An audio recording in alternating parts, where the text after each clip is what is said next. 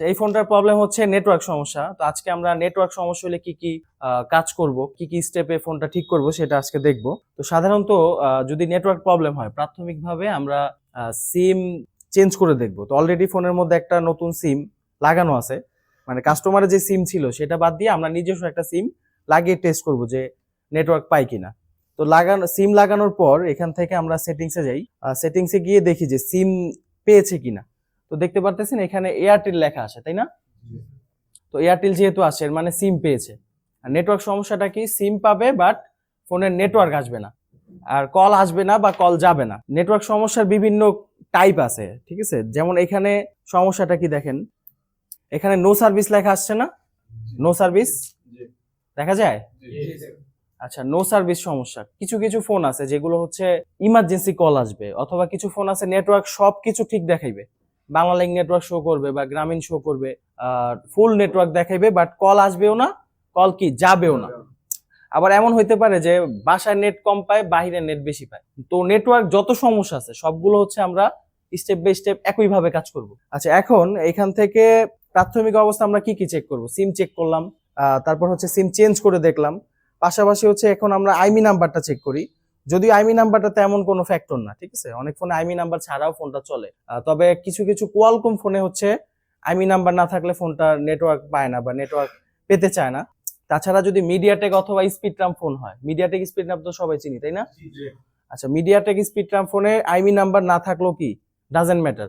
তো এখানে সেটিংসে যাওয়ার পর এখান থেকে অ্যাবাউট অপশনে যাই, যাওয়ার পর হচ্ছে এখান থেকে আমাদের বেসবেন্ড ভার্সনটা চেক করতে হবে, ঠিক আছে? তো এখানে বেসবেন্ড ভার্সন হচ্ছে কোনটা, এই যে বেসবেন্ড ভার্সন লেখা আছে। অ্যাবাউট অপশনে যাওয়ার পর আপনি বেসবেন্ড যে কোনো একটা ফাংশনের মধ্যে পাবেন। বেসবেন্ডের মধ্যে কি থাকবে, যদি এখানে কিছুই না থাকতো, অথবা যদি এমন হতো যে এখানে আননোন লেখা আসে, তাহলে বুঝতে হবে যে বেসবেন্ড প্রবলেম। আর যদি বেসবেন্ড প্রবলেম হয়, বেসবেন্ড সমস্যা দুই জায়গা থেকে হইতে পারে, একটা হচ্ছে সফটওয়্যার থেকে আর একটা হচ্ছে হার্ডওয়্যার থেকে, তাই না? তো সফটওয়্যার থেকে কি করা উচিত, আমাদের ইঞ্জিনিয়ারিং ফার্মওয়্যার নেট থেকে ডাউনলোড করতে হবে।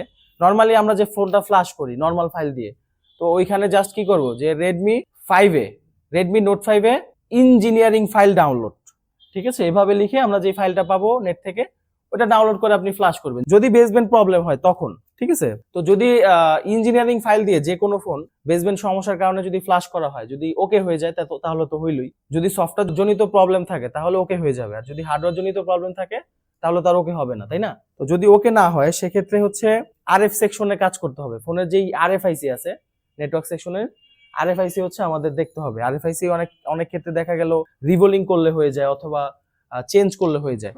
আচ্ছা, তাহলে আমি বেসবেন্ড ঠিক দেখলাম, সবকিছু ঠিক দেখলাম। তো প্রাথমিক যেই টেস্টিং গুলো এগুলো আমাদের প্রথম ধাপ শেষ। এখন আমরা দ্বিতীয় ধাপ হচ্ছে ফোনের এন্টিনা চেক করব, ঠিক আছে?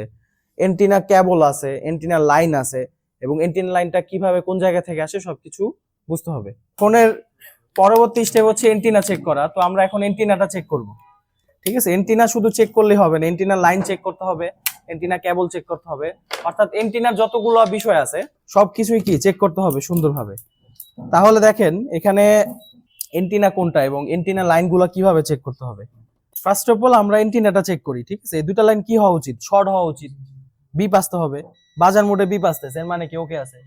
যদি বিপ না আসতো কি করতাম, এখন এন্টিনা তৈরি করবেন কিভাবে? আপনি একটা ডিসপ্লে রেবন কাইটা দুই পাশ থেকে তারটা ঝালাই দিয়ে এই দুটা লাইনের সাথে কানেকশন করে দিলেও এন্টিনা হিসাবে কাজ করবে।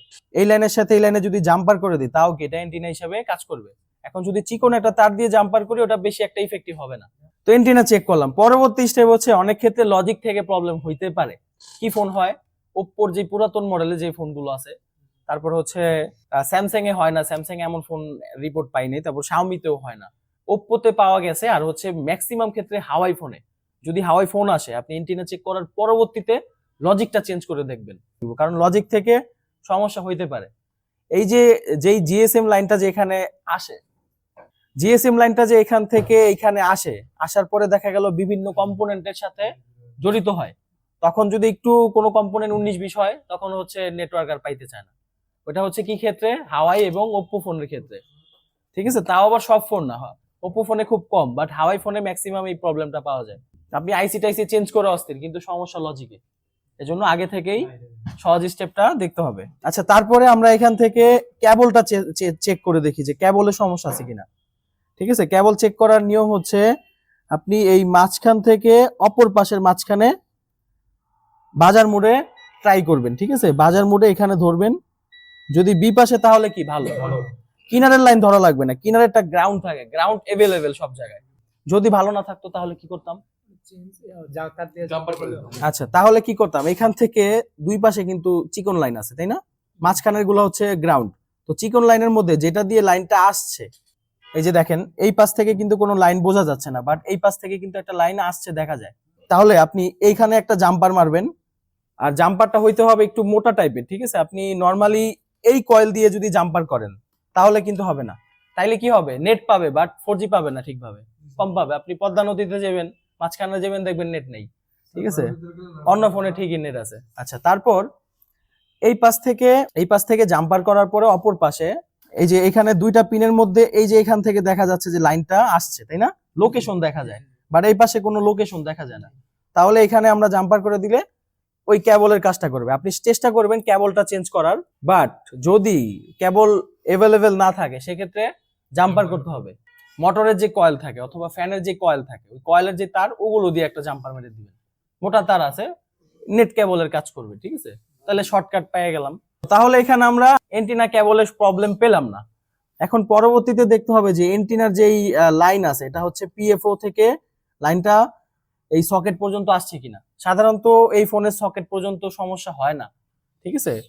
যদি হয় আপনি কি করবেন, এখানে নেটের যে বুস্টার আছে, বুস্টারের সাথে টুইজার দিয়ে এইভাবে শর্ট করে দেখবেন যে নেট পায় কিনা ফোনে। নেট বুস্টারের মাঝখান থেকে ধইরা গ্রাউন্ডের সাথে শর্ট করে দেখবেন যে নেট পায় কিনা ফোন রানিং অবস্থায়। যদি না পায় তাহলে হচ্ছে পরবর্তী স্টেপে যেতে হবে, আর পেয়ে গেলে এন্টিনা সমস্যা। সাধারণত শাওমি ফোনগুলোতে এন্টিনা জনিত সমস্যা খুব কম হয়, তো যার কারণে আমরা এখন পরবর্তী স্টেপ অবলম্বন করব। পরবর্তী স্টেপ হচ্ছে আমরা আরএফআইসির পাশে হট টেস্টিং করব। তো হট টেস্টিং করার জন্য আমাদের করণীয় হচ্ছে ফোনের মধ্যে অবশ্যই সিম লাগানো থাকতে হবে। সিম লাগানো অবস্থায় ফোনটা চালু অবস্থায়, ঠিক আছে, ফোনটা আমরা কি করব, অন করে চালু অবস্থায় রানিং অবস্থায় আমরা ভোল্টেজ টেস্ট করব। আপনি যদি সিম ছাড়া ভোল্টেজ টেস্ট করেন তাহলে কোনো লাভ নাই। সিম ছাড়া কি এখানে কোনো ভোল্টেজ আসবে না। আর সিম সহ দিলে আমাদের, যেহেতু সিম লাগানোর পর নেটওয়ার্ক সেকশনটা কাজ করে, তখন এখানে ভোল্টেজ গুলো সাপ্লাই হবে, তখনই আমরা মাপতে পারবো, ঠিক আছে? যদি ভোল্টেজ ঠিক পাই তাহলে একভাবে চিকিৎসা করতে হবে, ঠিক না পাই তাহলে অন্য পদ্ধতিতে বা অন্য স্টেপ আমাদের অবলম্বন করতে হবে। কি করতে হবে সেটা আমরা একটু পরে দেখব। তাহলে আমি এখন সিম লাগাইয়া এখন হচ্ছে এখানে ভোল্টেজ গুলো টেস্ট করবো যে এখানে ভোল্টেজ ঠিকভাবে পাই কিনা। Welcome back. হট টেস্টিং করার পূর্বে আমাদেরকে ডায়াগ্রাম সম্পর্কে ধারণা নিতে হবে। আপনার কাছে যদি ডায়াগ্রাম নাও থাকে, ডোন্ট ওয়ারি, আপনি ডায়াগ্রাম ছাড়া কিভাবে হট টেস্টিং করবেন সেই ট্রিক্সটাও কিন্তু আমি আপনাদেরকে এখন শিখিয়ে দিব। আপনি যদি পুরো ভিডিওটা মনোযোগ সহকারে দেখতে পারেন, ইনশাল্লাহ নেটওয়ার্ক সমস্যা ঠিক করা আপনার কাছে অত্যন্ত সহজ হয়ে যাবে। তো এখান থেকে এটা হচ্ছে আমাদের নেটওয়ার্ক সেকশন। এই নেটওয়ার্ক সেকশনের মধ্যে এটা হচ্ছে আমাদের 2G এবং এটা হচ্ছে আমাদের আরএফআইসি। তো আরএফআইসির পাশে দেখতে পাচ্ছেন লাল কালার যে লাইনগুলো আছে, এগুলো হচ্ছে হট টেস্টিংয়ের লাইন। লাল কালার লাইনে যদি দেখেন ভি লেখা আছে তাহলে বুঝতে হবে এগুলো ভোল্টেজের লাইন এবং এগুলো হচ্ছে আমাদের হট টেস্টিং করতে হবে। যদি আপনার কাছে একটা ফোন আসে যেই ফোনটার ডায়াগ্রামে কোনো সাপোর্ট নেই অথবা আপনার কাছে ডায়াগ্রাম নেই, তখন আপনি আরএফআইসির পাশে যে ক্যাপাসিটারগুলো আছে এগুলো আপনি আন্দাজ করে এক একটার মধ্যে টাচ করে মেপে দেখবেন যে কোথাও কোনো ভোল্টেজ পাওয়া যায় কিনা। হয় এখানে প্রপারলি ভোল্টেজ আসবে অথবা কোনো ভোল্টেজই আসবে না, এবং মিনিমাম আপনি 2 রকম ভোল্টেজ এখানে পেতে হবে আপনার। যেমন এখানে 2 রকম ভোল্টেজ আছে, একটা হচ্ছে 1.8 এবং আরেকটা হচ্ছে 1.0 ভোল্টেজ। ওকে, তো ভোল্টেজ যদি পাওয়া যায় তখন একরকম চিকিৎসা করতে হয়, যদি ভোল্টেজ না পাওয়া যায় তখন আমাদের আরেক রকম চিকিৎসা করতে হয়। তাহলে চলুন এখন আমরা এই ক্যাপাসিটার এবং এই ক্যাপাসিটার নির্দিষ্টভাবে ভোল্টেজগুলো মেপে দেখি। যদি আমাদের কাছে ডায়াগ্রাম না থাকতো তাহলে আমরা এখানে যতগুলো ক্যাপাসিটার আছে প্রত্যেকটার মধ্যেই টাচ করে দেখতাম যে ভোল্টেজ পাওয়া যায় কিনা। আশা করি বুঝতে পেরেছেন। আচ্ছা, এখানে একটা লাইন আমরা গ্রাউন্ডে রাখলাম, আমাদের এখানে মাল্টিমিটার ডিসি ভোল্টেজে রাখার পর 1.79 আসছে, এর মানে লাইন আমাদের এটা ওকে আছে তাই না? এখানে 1.0 ভোল্টেজ আসছে, তাহলে ভোল্টেজের লাইনগুলো আমাদের ঠিক আছে তাই না? যখন আমরা হট টেস্টিং করব, হট টেস্টিং করার পর আমরা কয়টা রেজাল্ট পাবো? 2টা। ভোল্টেজ হয় শো করবে আর নয়তো শো করবে না, ঠিক আছে? যদি আমরা ভোল্টেজ ওকে পাই যে হ্যাঁ 1.8 থাকা দরকার, 1.8 ঠিকঠাক আছে, আবার যেখানে 1.0 থাকা দরকার সেখানে 1.0 ঠিক আছে। যদি ভোল্টেজ ঠিক পাই তাহলে আমাদের করণীয় কি? তখন আমরা জাস্ট আরএফআইসি যেটা, যে এখানে দেখেন আরএফআইসি যেটা, এটা কি করতে হবে, রিওট্রিবল চেঞ্জ করতে হবে। যদি আপনার কাছে অ্যাভেলেবেল থাকে আরএফআইসি, তাহলে আপনি ডিরেক্টলি চেঞ্জ করে দিবেন, ঠিক আছে।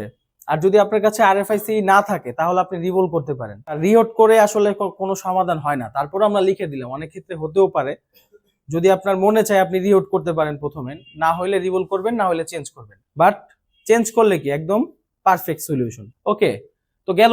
ভোল্টেজ যদি ওকে পাই, তাহলে হচ্ছে আরএফআইসি চেঞ্জ করলে তো হয়ে গেল, ঠিক আছে। ইনশাল্লাহ 95% ওকে হয়ে যাবে। যদি তারপরও না হয়, পরবর্তী স্টেপ হচ্ছে আরএফআইসির যে বলগুলো আছে, যে লাইনগুলো সিপিইউ থেকে আসছে, যে লাইনগুলো পাওয়ার আইসি থেকে আসছে, যেটা ফ্রিকোয়েন্সির লাইন থাকে, ঠিক আছে, ওই লাইনগুলো আমাদের টেস্ট করতে হয়। ওটা খুব আপার লেভেলে, ওটা আমরা পরবর্তী ক্লাসে শিখবো। আর এখানে ভোল্টেজ যদি শো না করে, ভোল্টেজ মাপলাম, ভোল্টেজ শো করে নাই, তাহলে ফোনের মধ্যে যদি এপিটি আইসি থাকে, এপিটি আইসি চেক করতে হবে। এপিটি আইসির কাজ হচ্ছে 4G আইসি কে এবং 2G আইসি কে ভোল্টেজ দেওয়া। এপিটি আইসি অনির্দিষ্ট ভোল্টেজ সাপ্লাই করে থাকে। যখন আপনি পদ্মা নদীর মাঝখানে থাকবেন, অথবা আপনি রাঙামাটি ঘুরতে গেলেন, যেখানে নেট নাই, টাওয়ার নাই, সেখানে এপিটি আইসি 4G আইসি এবং 2G আইসি কে প্রপারলি 3.7 ভোল্ট সাপ্লাই দিবে। আর যেখানে নেট দরকার নাই, আপনি লালবাগ কেল্লায় আছেন, অথবা আপনি ঢাকা মতিঝিল আছেন, তখন হচ্ছে আপনার এই এপিটি আইসি কি করবে, 0.6 ভোল্ট সাপ্লাই দিবে। তাহলে কি বোঝা গেল, এপিটি আইসির কাজ কি, অনির্দিষ্ট ভোল্টেজ সাপ্লাই করা। যখন যা লাগবে তখন সে ততটুকু ভোল্টেজ সাপ্লাই দিবে। আচ্ছা, আমরা একটু এপিটি আইসি কোনটা একটু দেখি। আচ্ছা, এটা হচ্ছে আমাদের এপিটি আইসি। সাধারণত কোয়ালকম এবং স্যামসাং ফোন, স্যামসাং যে এক্সিনোস যে ফোনগুলো আছে, এগুলোর মধ্যে হচ্ছে এপিটি আইসি পাওয়া যায়।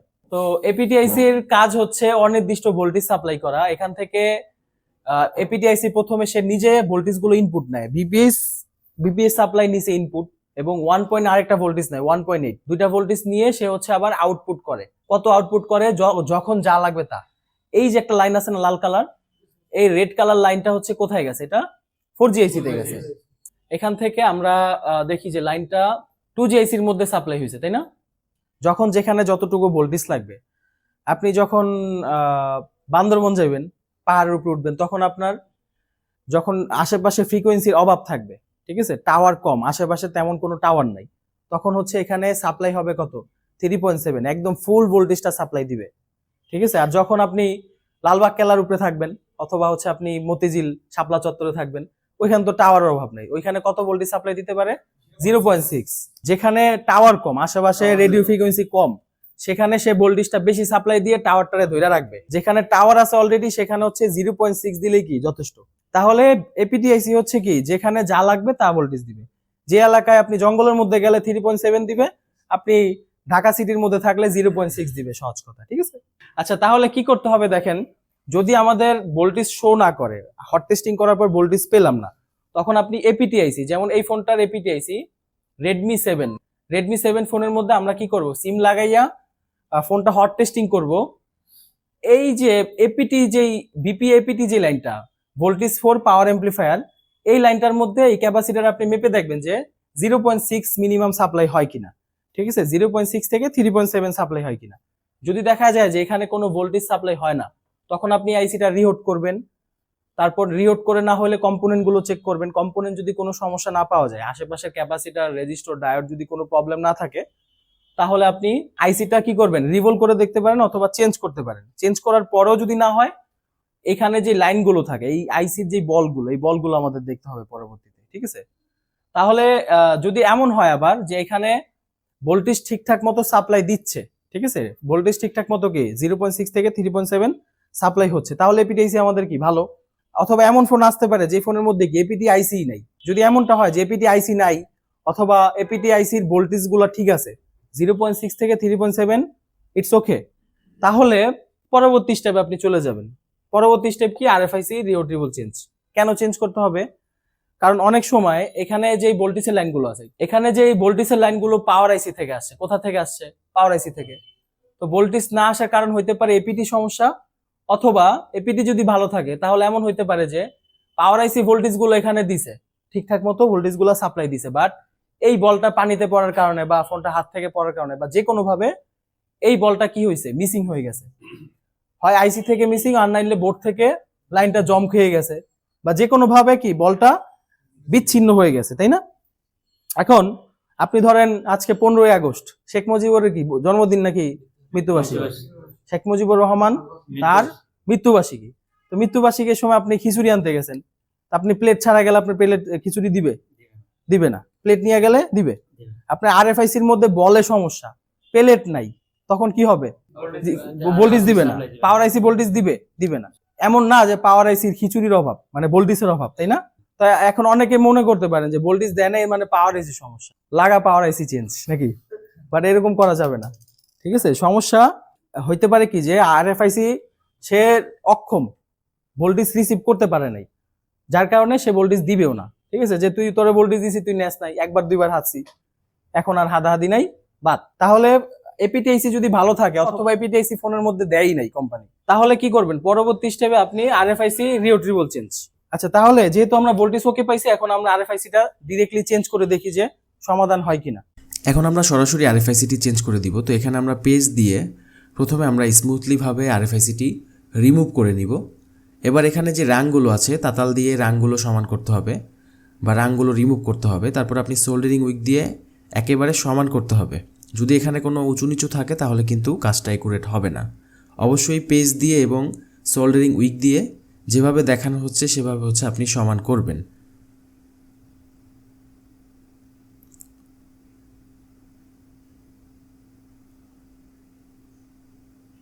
তো এভাবে সমান করার পর আপনি এখানে অকটেন দিয়ে ওয়াশ করে দিবেন জায়গাটা। ওয়াশ করার পর এবার হচ্ছে আমরা আইসিটা রিপ্লেস করব।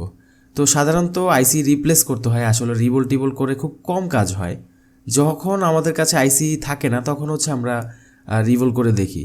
আইসিটা মাপ মতো বসিয়ে আমরা হাওয়া কমিয়ে হিট দিচ্ছি 330-এ। তো হাওয়া কমিয়ে হিট দেওয়ার উদ্দেশ্য হচ্ছে আইসিটা যেন উড়ে না যায়। এবার হাওয়াটা বাড়িয়ে দিব এবং এখানে একটু পেস্ট দিয়ে দিতে হবে।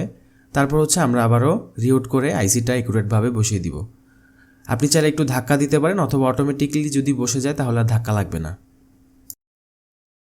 এখন আমরা ফোনটা ফিটিংস করব। ফিটিং করার পর দেখব যে আমাদের নেটওয়ার্ক প্রবলেম সলিউশন হয়েছে কিনা। যদি সমাধান না হয় তখন আমাদের পরবর্তী স্টেপ অবলম্বন করতে হবে।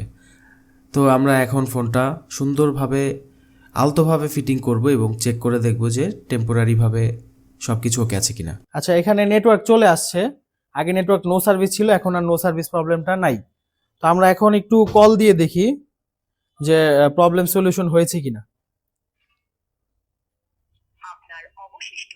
তাহলে কল যেহেতু গেছে তাহলে আমাদের প্রবলেমটা সমাধান হয়ে গেছে, ঠিক আছে? তাহলে এখানে এপিটিআইসি যেটা, এপিটিআইসির ব্যাপারে আমরা পরবর্তী ক্লাসে ইনশাল্লাহ শিখবো।